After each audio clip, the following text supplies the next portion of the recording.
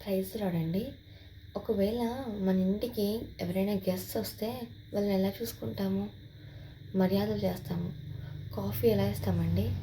మనం తాగంగా మిగిలినది ఇస్తామా? లేదంటే ముందు మన ఇంటికి వచ్చిపోయిన వారు తాగి మిగిలించిన సగము ఇప్పుడొచ్చిన గెస్ట్‌కి ఇస్తామా? లేదు కదండీ. పర్టిక్యులర్‌గా ఆ పర్సన్ మీద శ్రద్ధ వహించి ఫ్రెష్‌గా కాఫీని ప్రిపేర్ చేసి తీసుకొస్తాం గదా! మరి నిన్ను నువ్వు దేవుని చేతులకు ఎప్పుడు అప్పచెప్పుకుంటావు?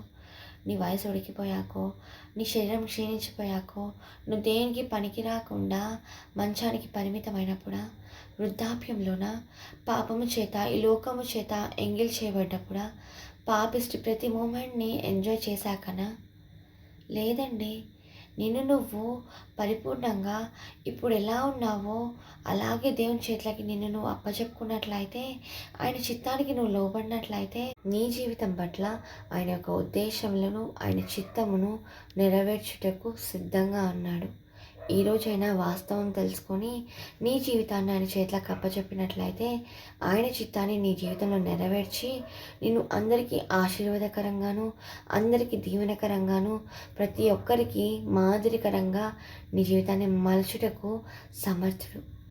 ఇదే అనుకూలమైన సమయం. నేడే రక్షణ దినం కనుక ఈ క్షణమే నేను ఆయన చిత్తానికి అప్పచెప్పుకున్నట్లయితే నీ జీవితంలో ఆయన చేయబోయే ఆశ్చర్య కార్యములను నువ్వు చూడడం మొదలు పెడతావు.